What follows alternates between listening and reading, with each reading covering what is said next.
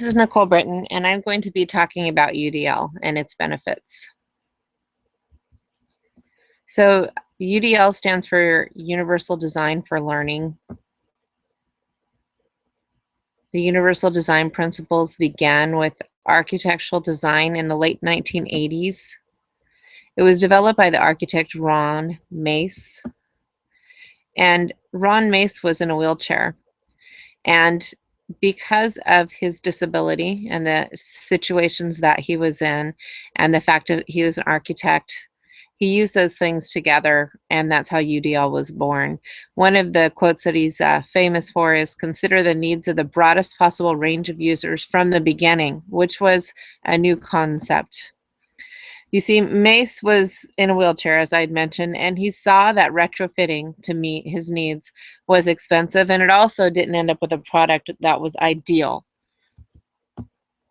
Mace proposed the idea that the physical environments and awareness of a diverse group of customers should proactively inform the product design, resulting in a design that was functional for the broad range of all users.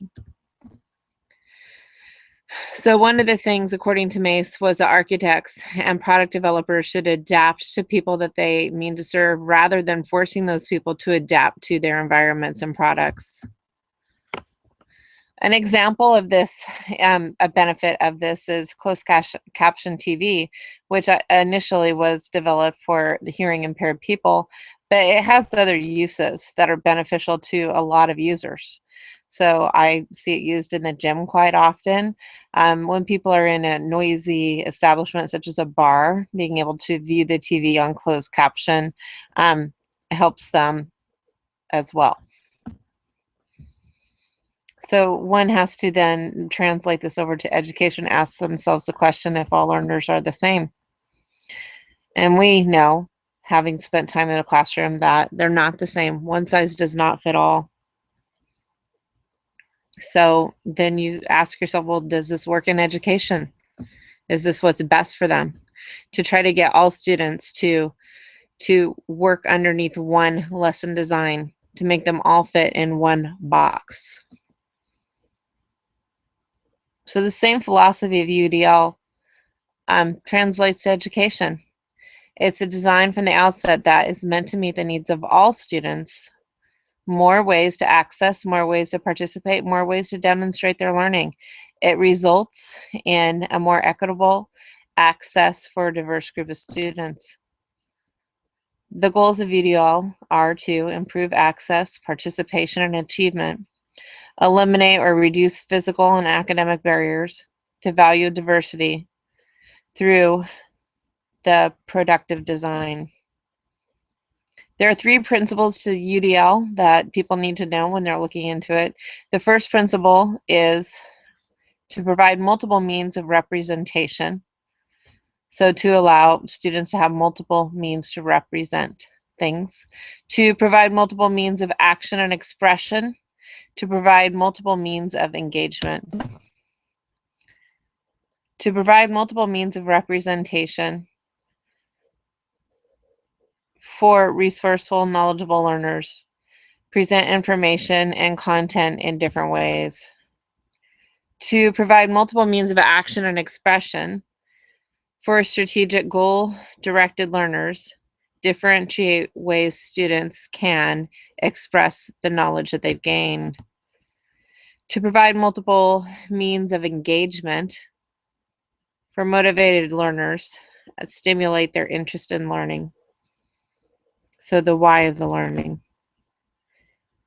Differentiation is meeting the needs of all students.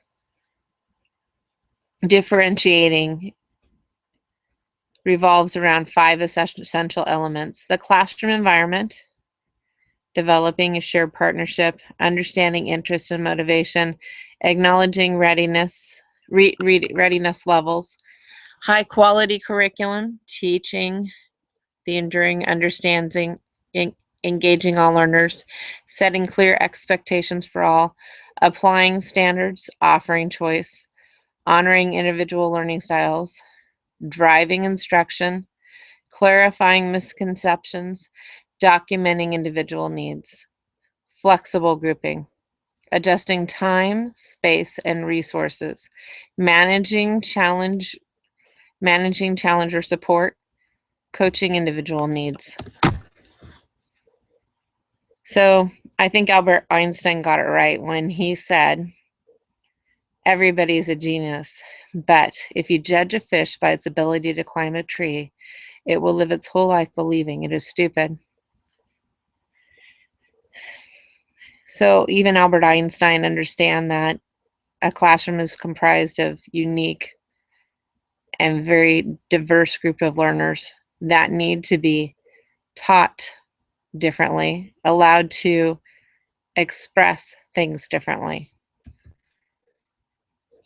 So as Mace pointed out, retrofitting to meet the needs was expensive and it did not come up with a product that was ideal.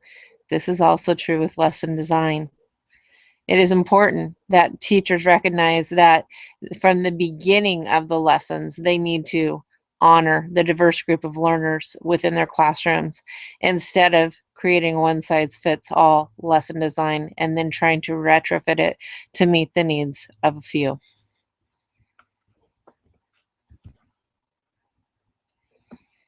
UDL is wonderful because it supports cultural, ethical, linguistic, and academic diversity, because it gives teachers a set of guidelines while creating lessons that focus on all aspects of diversity in the classroom.